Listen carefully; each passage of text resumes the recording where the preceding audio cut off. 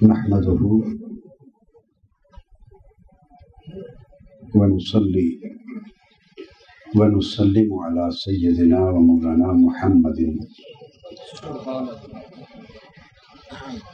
رسوله النبي الأمين المكين الحنين الكريم الرؤوف الرحيم. أما بعد، فأعوذ بالله من الشيطان الرجيم. بسم الله الرحمن الرحيم. وترى الشمس إذا طلعت تزاور عن كهفهم ذات اليمين وإذا غربت تقرضهم ذات الشمال وهم في فجوة منه ذلك من آيات الله من يهد الله فهو المهتد ومن يضلل فلن تجد له وليا مرشدا. صدق اللہ مولانا العظیم. محترم المقام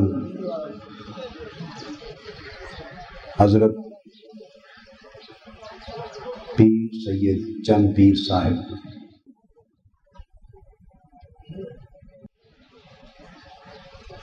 زینت مجلس صدارت حضرت پیر چند سلطان صاحب دامر بدار برکاتہم، نور نظر سلطان العارفین، دیگر مشائخ اعظام، حضرت پیر سید آصف گیلانی صاحب، زیب سجادہ حجرہ شریف، جملہ مشائخ اعظام، سجادگان باوقار، خلفائے اعظام، مشائخ طریقت، پیران والا طبع اور معزز خواتین و حضرات، میں نے جو آیہ کریمہ تلاوت کی یہ سورہ کہف میں آیت نمبر 17 ہے. اصحاب کہف کا تعارف کروانے کی چندہ ضرورت نہیں ہے. یہ امم سابقہ میں سے وہ 7 اولیاء تھے، وہ 7 صلحاء تھے، وہ 7 اہل اللہ تھے جنہوں نے کفر اور شرک کی طاغوتی زندگی کے خلاف ہجرت کی اور ایک غار میں جا کے خلوت گزی ہوئے. قرآن مجید میں ذکر آتا ہے کہ وہ 309 سال تک اس غار میں آرام فرما رہے. کتنا عرصہ؟ 309 سال تک. ان کے اس زمانہ قیام کا ایک بیان اس آیت کریمہ میں ہے. اللہ رب العزت نے ارشاد فرمایا وَتَرَى الشَّمْسَ اِذَا طَلَعَتْ تَزَاوَرُ عَنْ كَهْفِهِمْ ذَاتَ الْيَمِينِ وَإِذَا غَرَبَتْ تَقْرِضُهُمْ ذَاتَ الشِّمَالِ. اور تم دیکھو گے اور تم یقیناً دیکھتے ہو ان اللہ والوں کا حال یہ تھا کہ جب وہ 3 صدیوں کے لیے غار میں آ کے آرام فرما ہو گئے تو صوت سرمدی نے ان پر ایک نیند اور وفات کسی کیفیت طاری کر دی. جب 3 صدیوں کے لیے آرام فرما ہوئے تو غار کھلی تھی.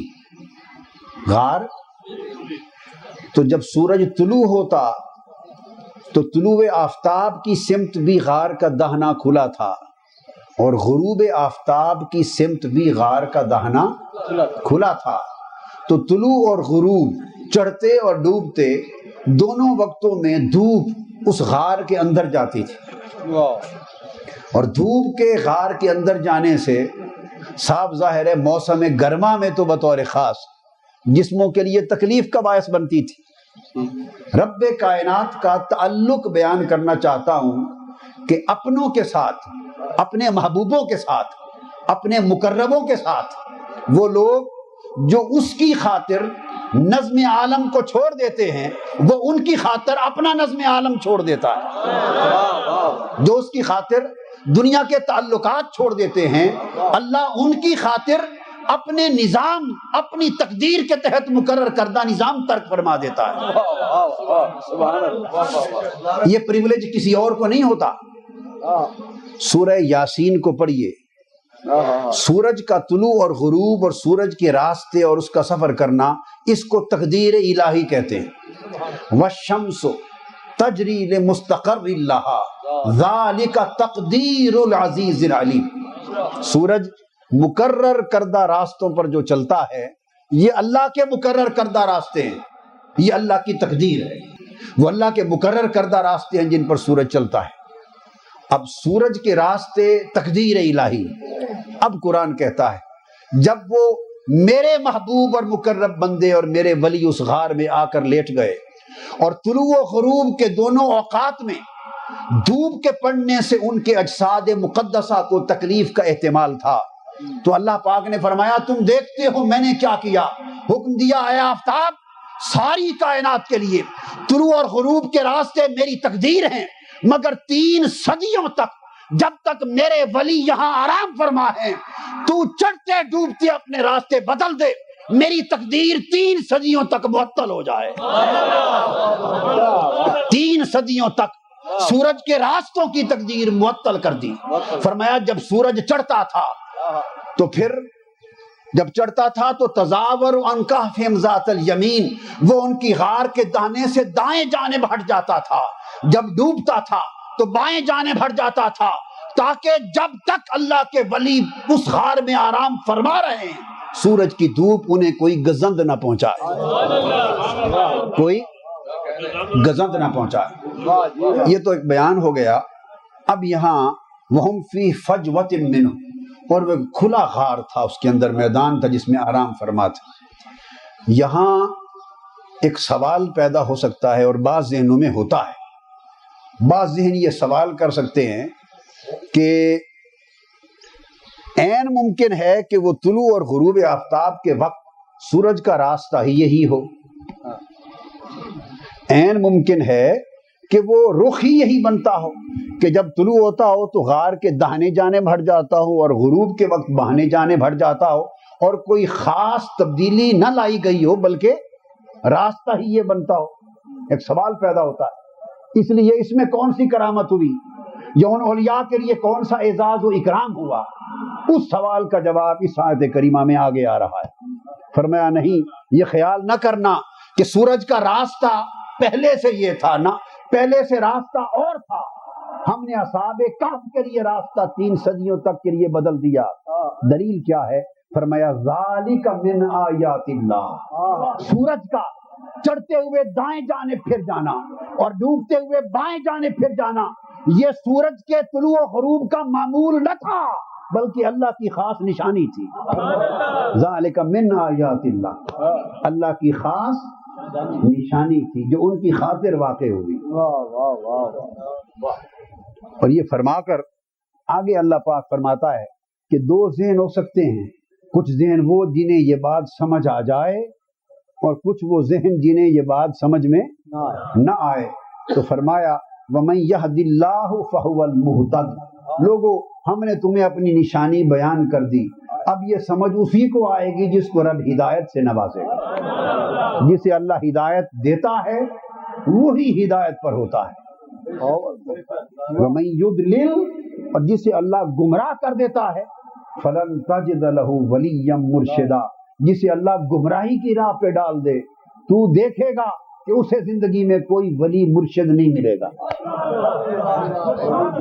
لَن تَجِدَ لَهُ وَلِيًّا مرشدہ، اسے کوئی ولی مرشد ملے گا نہیں، وہ بے مرشد رہے گا،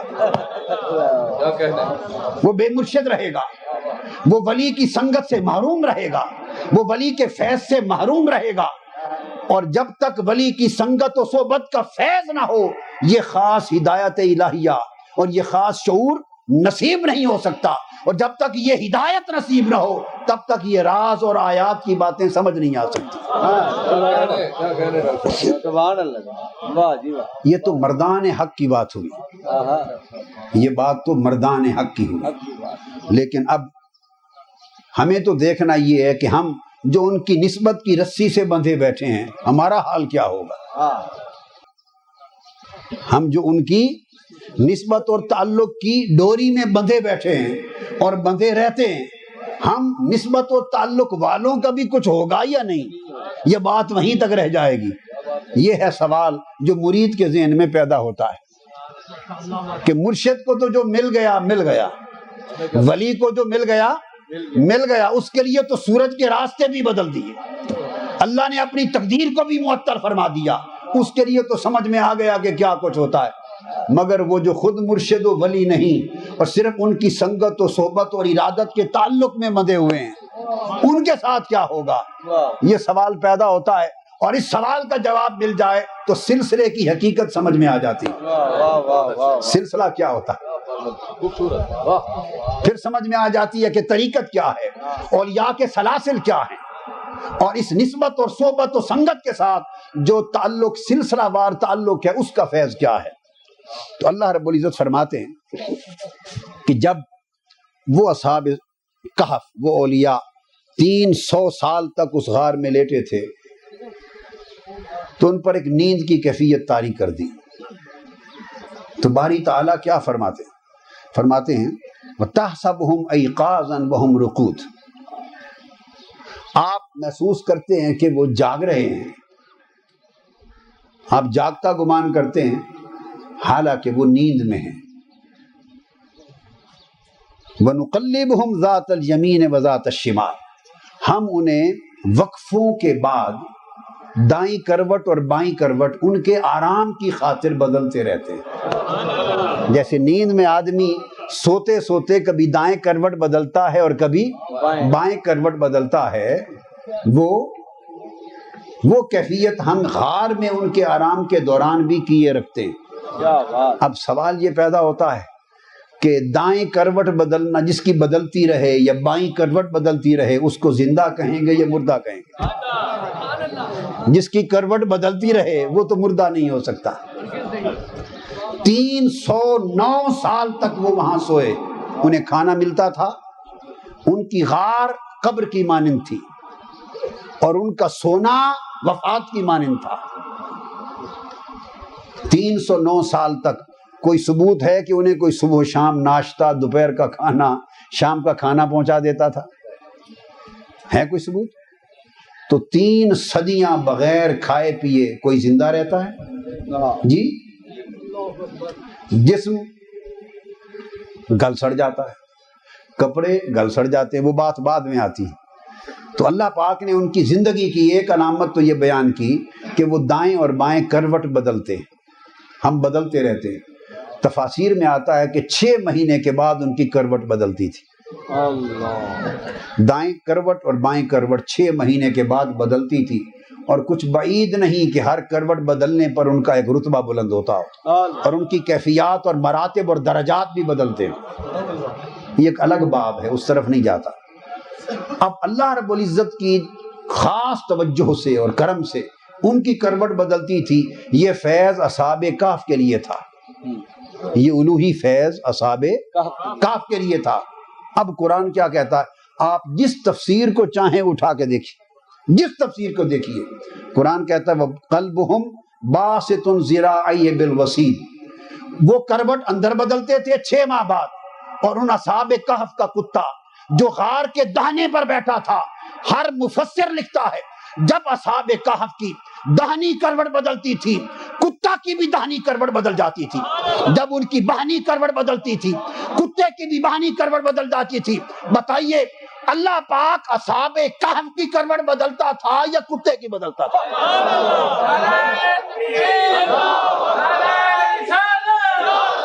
قرآن کہتا ہے نقلبہم، اللہ اصحاب کہف کی کروٹ بدلتا تھا۔ اللہ اصحاب، اس کا تعلق ولیوں سے تھا، کہ ان کے جسمانی آرام کے لیے کروٹ بدلتے رہیں، اللہ ان کی کروٹ بدلتا تھا۔ ان کی کروٹ تو بدلی کہ رب کا کرم ہے اپنے ولیوں پر، مگر کتے کی کروٹ بدلنے کا تو کیا تھا؟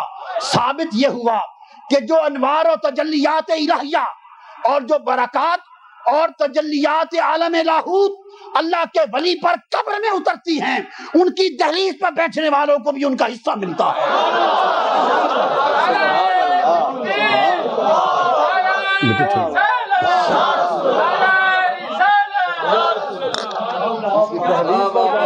جو تجلیات الہیہ اور فیوزات الہیہ قبر میں ولیوں پر اترتی ہیں، ان کی دہلیز پر بیٹھنے والے سگوں کو بھی اس کا حصہ ملتا ہے۔ تو لوگوں، قرآن گواہ ہے کہ ولیوں کی دہلیز پر کتا وفادار بن کے بیٹھا تھا، کتا با ادب بن کے بیٹھا تھا، خدمت گزار بن کے بیٹھا تھا۔ اگر کتا بھی با ادب بن کے بیٹھے تو وہ بھی محروم ولایت نہیں رہتا۔ کتے کو بھی ادب کرنے کا حصہ مل گیا، کتے بھی دہلیز ولایت سے فیض پا گئے، اور جو تجلیات ان پر وارد ہوئی ان کا انعکاس کتے کو ملا۔ اگر ولیوں کی دہلیز پر کتا وفادار ہو کے بیٹھ جائے تو وہ محروم کرم نہیں رہتا، اور انسان وفادار ہو کے بیٹھے تو کیسے محروم رہے گا؟ انسان کیسے محروم رہ جائے گا؟ مگر شرط فقط یہ ہے کہ انسان اصحاب کہف کے کتے جیسا تو کم از کم ہو جائے، کم سے کم اصحاب کہف کے کتے جیسا تو ہو جائے۔ جب وہ آ رہے تھے اور کتا ان کے پیچھے پیچھے دوڑتا تھا تو اصحاب کہف کتے کو بھگاتے تھے، کتے کو بھگاتے تھے کہ ہمارے پیچھے نہ آئے۔ کتے نے رب سے زبان لی تو کتے نے پوچھا مجھے کیوں بھگاتے ہو پتھر مار کے، کیوں دوڑاتے ہو؟ میں جہاں آپ جا رہے ہیں آپ کے پیچھے آنا چاہتا ہوں۔ اصحاب کہف ان ولیوں نے جواب دیا بھائی تو کتا ہے، ہم دشمن سے چھپ کے آ رہے ہیں، تو کتا ہے، تو بھونکے گا اور دشمن کو ہماری خبر ہو جائے گی۔ کتے نے جواب دیا میں بھونکنے والا کتا نہیں۔ اس نے کہا میں بھونکنے والا کتا، تم اگر صدیوں تک بھی مجھے اپنے در پہ بھوکا بیٹھاؤ گے تو بھونکوں گا نہیں، صدیوں تک بھی۔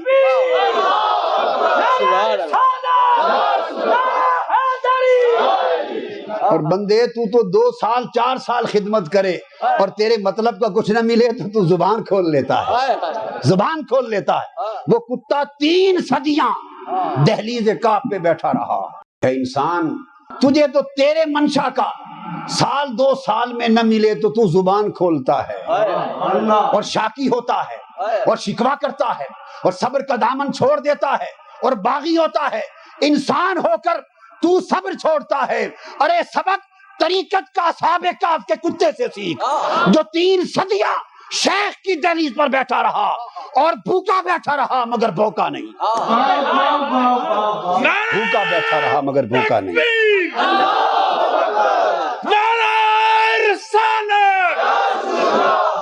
3 صدیاں اصحاب کہف کی غار پہ بیٹھا رہا، کتا ہو کر نہیں بھونکا۔ تو اس نے کہا میں بھونکنے والا کتا نہیں۔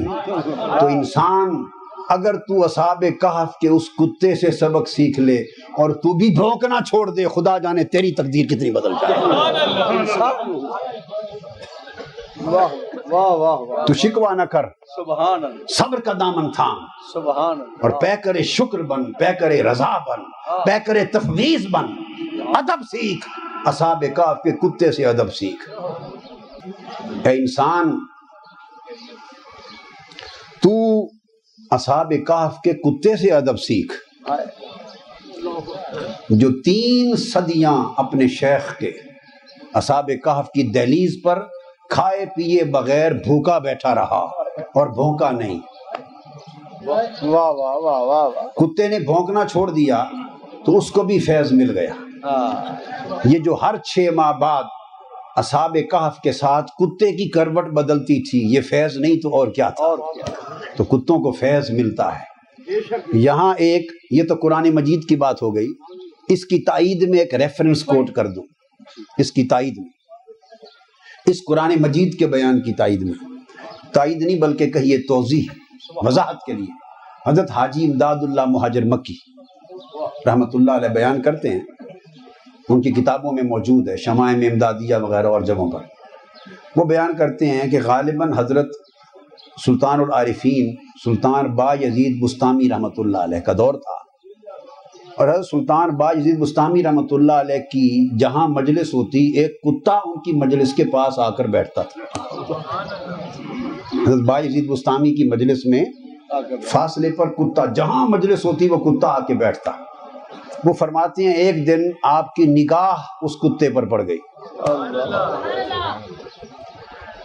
حضرت شیخ بستام رحمۃ اللہ تعالی علیہ، ان کی نگاہ جو کتے پہ پڑ گئی، کتے کو وہ فیض ملا کہ اس دن کے بعد وہ کتا بستام کے جس چوک میں بیٹھتا تھا، 30 40 50 کتے اس کتے کے ارد گرد حلقہ بنا کر محتبوں کے بیٹھتے تھے۔ جہاں وہ کتا بیٹھتا تھا جو حضرت شیخ با یزید بستامی کا فیض یافتہ تھا، 50 کتے اس شہر کے اس کے گرد حلقہ بنا کے ادب سے بیٹھتے تھے۔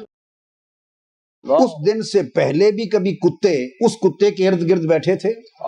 بولیے، ایک خاص بات پوچھتا ہوں، وہ کتا پہلے بھی تو وہاں رہتا تھا اور بقیہ کتے بھی وہیں کے رہنے والے تھے، مگر اس دن سے پہلے بھی کتوں نے کبھی اس کے گرد حلقہ باندھا تھا؟ بولیے، نہیں باندھا تھا۔ اس شام کے بعد وہی کتے اس کے گرد حلقہ باندھ کر ادب سے کیوں بیٹھنے لگ گئے؟ وہ یہ کہ جب اس کتے پہ نگاہ ہو گئی ولی کی تو باقی کتوں کو بھی اس کی پہچان ہو گئی، کتوں کو بھی اس کی، تو کتوں کو اس کتے کی پہچان ہو گئی تو وہ ادب کرنے لگ گئے۔ اے انسان، کم سے کم ان بستام جیسے کتوں کی آنکھ لے لے، اتنی پہچان حاصل کر۔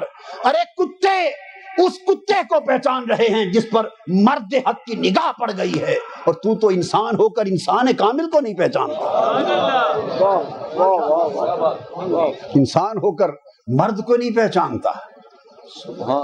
تو یہ ہماری پہچان کا نقص اور قصور ہے۔ کیا بات ہے۔ ارشاد فرمایا آگے، اب چونکہ اس کتے کی نسبت ہو گئی، کتا اصحاب کہف کی صحبت میں بیٹھ گیا، ان سے اس کی ارادت ہو گئی، تعلق ہو گیا، قلبی محبت ہو گئی، ان کی باہری میں ادب میں آ گیا، اور پھر وہ وفادار ہو گیا اور 3 صدیوں تک بیٹھا، بھوکا بیٹھا، پھر وہ کھانا پینا بھی چھوٹ گیا اور زندہ رہا۔ 3 صدیاں اصحاب کہف زندہ رہے اور 3 ہی صدیاں باہر کتا زندہ رہا۔ واہ واہ واہ، وہ بھی زندہ رہا۔ کتے کو کوئی آ کے گوشت کے چھچڑے ڈال جاتا تھا؟ بغیر کھائے پیے ہے کسی کا کتا جو زندہ رہے 300 سال تک؟ اسے کس نے زندہ رکھا؟ واہ واہ،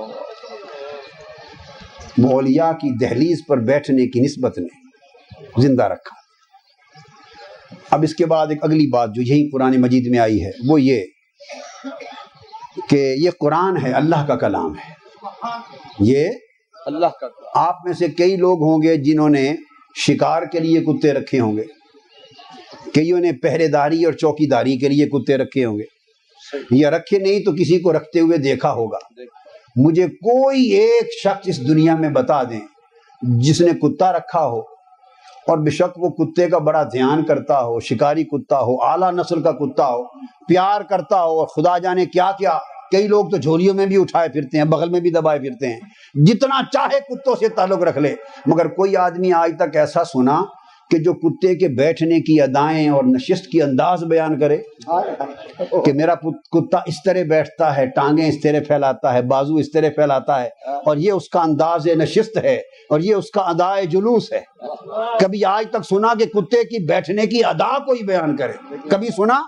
بولیے بھئی، یہ انسانی کلام میں نہیں ہوتا۔ جیسے بھی بیٹھتا ہے بیٹھتا ہے، کتا ہے بیٹھتا ہے، بس ٹھیک ہے، کیا ضرورت کہ اس کی نشست کی انداز اور ادا بیان ہو؟ کوئی نہیں نہ بیان کرتا۔ بولیے اب قرآن کی طرف آئیے۔ وہ کتا چونکہ ولیوں کا وفادار اور ان کی دہلیز کا سگ تھا، اور رب کائنات نے فرمایا 3 صدیوں تک میرے محبوب ولیوں کے در پہ بیٹھا رہا، تو کیا وَقَلْبُهُمْ بَاسِطٌ ذِرَاعَيْهِ بِالْوَسِيدِ، ٹانگیں پھیلا کر اور بازو پھیلا کے جس انداز کے ساتھ وہ نشست رکھتا تھا، قرآن مجید نے اس کے انداز نشست کو بھی بیان کر دیا۔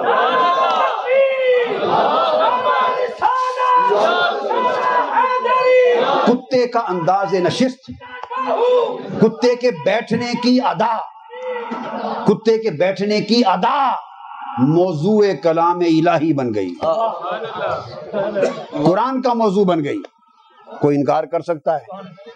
یہ کتا اتنا اونچا چلا گیا، اتنا اپ گریڈ ہو گیا، اتنا اونچا چلا گیا، اس کتے کو کس نے اتنا اونچا پہنچا دیا؟ یہ جو لوگ کہتے ہیں نا، بعض اوقات ہم لوگ اولیاء اللہ کی بات کرتے ہیں، مشائخ کی، آقا علیہ السلام کی بارگاہ کی، اور اپنے آپ کو سگ کہتے اور سگ لکھتے ہیں، کہتے ہیں نا، اس پر بھی ایک علمی اعتراض ہوتا ہے۔ معاذ اللہ وہ کہتے ہیں جی دیکھیے انسان ہو کر اشرف المخلوقات ہیں اور اپنے آپ کو سگ لکھتے ہیں، اس کا کوئی ثبوت؟ آئیے یہ ثبوت دے دیا، اس کو نسبت سگانہ کہتے ہیں۔ یہ وہ سگ نہیں جو آپ کے ہاں پھرتا ہے، یہ وہ سگ ہے جو ولیوں کی دہلیز پر بیٹھتا ہے۔ وہ سگ ہو جائے اور اس کی نسبت دہلیز ولایت کے ساتھ قائم ہو جائے تو اس کی تو انداز نشست بھی موضوع کلام الہی بن جاتا ہے۔ اس کے بعد تذکرہ، جب یہ سنگت مل جائے تو وہ الگ نہیں کیے جاتے۔ آپ کی اگر کوئی دعوت کرے اور پوچھے جی کتنے لوگ آئیں گے، ساتھ آپ حفاظت کے لیے کتا بھی لے جا رہے ہوں، تو کبھی آج تک زندگی میں ایسا ہوا وہ دعوت کرنے والا پوچھے جی وفد میں کتنے لوگ آئیں گے تو آپ کہیں جی بھائی 11 تو ہم ہیں، ساتھ 12واں ہمارا کتا بھی ہوگا؟ کبھی ہے کوئی جو اس طرح بیان کرتا ہو؟ بھائی 15 تو ہم ہیں تو 16واں ہمارا کتا بھی ہوگا؟ کوئی ہے ایسا؟ اور اگر کوئی اس طرح کی بات کر دے، سننے والا کیا سمجھے گا؟ آپ کی عقل پر اور سلامتی پر، صحت، دماغی صحت پر شک کرے گا۔ خدا کے بندو، میں نے آپ کا پوچھا ہے کتنے آ رہے ہو، کتا تو نہیں پوچھا، بے ساتھ کتا بھی ہے تو ٹھیک ہے۔ کبھی کوئی اپنے وفد کے ساتھ کتے کا بھی ذکر کرتا ہے؟ بولیے، نہیں نہ کرتا، اس لیے کہ کتا وہ جنس ہے کہ انسانی وفد کے ساتھ اس کا ذکر کرنا پاسبل ہی نہیں ہے۔ اب قرآن کی طرف بھی آئیے، قرآن کہتا ہے یہ پوچھتے ہیں کہ اصحاب کہف کتنے تھے، اب پوچھتے ہیں کہ وہ اللہ کے ولی جو غار میں 300 سال سوئے وہ کتنے تھے؟ سیقولون ثلاثۃ، ان قریب وہ کہیں گے کہ وہ 3 تھے، رابعہم کلبہم، چوتھا ان کا کتا تھا، ویقولون خمسۃ سادسہم کلبہم، پھر کچھ کہتے ہیں کہ اور کہیں گے کہ نہیں وہ 5 تھے، چھٹا ان کا کتا تھا، ویقولون سبعۃ وثامنہم کلبہم، اور کچھ کہتے ہیں کہ نہیں وہ 7 تھے، 8واں ان کا کتا تھا۔ جس جس مقام پر اصحاب کہف کے عدد کا ذکر آیا، اللہ رب العزت نے ہر جگہ جہاں اصحاب کہف کا عدد بیان کیا ان کے وفادار کتے کا ذکر ساتھ کیا، وفادار کتے کا ذکر ساتھ کیا۔ ایسا کیوں تھا؟ اشارہ تھا کہ اگر کوئی کتا بھی میرے ولیوں کا وفادار ہو جائے تو ہم اس کے ذکر کو بھی اپنے ولیوں کے ذکر سے جدا نہیں کرتے۔ کتا بھی خدمت گزار ہو جائے، کتا بھی باادب و وفادار ہو جائے تو اپنے محبوب بندوں کا ذکر جہاں آتا ہے اس کتے کے ذکر کو بھی ساتھ رکھتے ہیں۔ اور انسان اگر تو میرے ولیوں کا وفادار ہو کر اور باادب خدمت گزار ہو کر ان کے ساتھ لگ جائے تو کیسے ممکن ہے کہ تجھے ان سے جدا کر دیا جائے گا؟ جہاں ان کا حشر ہوگا وہاں تمہارا حشر بھی ہوگا۔ یہ ہے فیض سلسلہ جو اولیاء، صلحاء اور مشائخ کے سلاسل ہیں اور طرق ہیں اور خانوادے ہیں، ان سے جب انسان نسبت حاصل کرتا ہے، بل شرط یہ ہے کہ نسبت وفاداری پر مبنی ہے، بشرط استواری ہو، استواری، یہ اصل ایمان، وفاداری پر قائم ہو، ادب پر قائم ہو، خدمت گزاری پر قائم ہو، تو پھر اس کو اللہ والوں سے کہیں بھی نہ یہاں نہ وہاں جدا نہیں کیا جاتا۔ المرء مع من احب، جس سے محبت ہوتی ہے اس کا حشر و نشر بھی اس کے ساتھ کیا جاتا ہے، حشر و نشر بھی اس کے ساتھ کیا جاتا ہے۔ رب کائنات نے یہ سارا بیان کر کے اب 309 سال بیت جانے کے بعد یہ قرآن کہتا ہے کہ وہ جب اٹھے انہوں نے ایک دوسرے کو دیکھا اور پوچھا ہم کتنا یہاں ٹھہرے ہیں؟ قالوا لبسنا یومن او بعد یوم، انہوں نے کہا ہم ایک دن یا دن کا کچھ حصہ چند گھنٹے ٹھہرے۔ اب جو بات میں پوچھنا چاہتا ہوں، سمجھانے والا نقطہ وہ یہ ہے کہ وہ ایک دوسرے کو 7 افراد تھے یا 5 تھے، دیکھ رہے تھے نا، 300 سال گزرے تھے، انہوں نے ایک دوسرے کو دیکھا۔ اگر ان کے اجساد پر، جسموں پر اتنا زمانہ گزرنے کے اثرات ہوتے، ان کے کپڑوں پر اتنا زمانہ گزرنے کے اثرات ہوتے، ان کے بالوں پر اتنا زمانہ گزر جانے کے اثرات دکھائی دیتے، ان کے چہرے پر کچھ کمزوری نظر آتی، کوئی ایسا اثر دکھائی دیتا جس سے وہ اندازہ کر سکتے کہ طویل زمانہ گزر گیا، تو وہ کبھی ایک دوسرے کو یہ نہ کہتے کہ ایک دن یا چند گھنٹے گزرے، دن کا کچھ حصہ گزرے۔ دن کا کچھ حصہ گزرنے کی بات کرنا اس بات کی واضح دلیل تھی کہ وہ ایک دوسرے کو دیکھ کر یہ محسوس کر رہے تھے کہ کپڑے جس حالت میں آئے تھے اسی حالت میں موجود ہیں۔ جب غار میں آئے تھے جس طرح کی حالت جسم کی تھی وہی حالت جسم کی آج ہے، جو حالت بالوں کی اس وقت تھی وہی حالت اب ہے۔ ایک معمولی سا فرق اور تغیر ان کی جسمانی حالت میں اور ان کے کپڑوں کی حالت میں دکھائی نہ دیا، اس لیے وہ سمجھے کہ چند لمحے بیتے ہیں۔ تو اگر 3 صدیاں گزر جائیں تو اللہ کے ولی اس غار اور قبر میں لیٹیں، نہ جسم پر زمانہ بیتے نہ کپڑوں پر زمانہ بیتے، نہ صرف وہ زندہ رہے، جسم بھی زندہ رہا، ان کے کپڑے بھی زندہ تر و تازہ اور اسی حالت میں رہے، تو اگر اس امت کے ولی 3 صدیاں قبر میں اپنے کپڑوں سمیت اس حال میں رہتے ہیں تو امت مصطفیٰ کے ولی اپنی قبروں میں کس طرح نہیں رہتے؟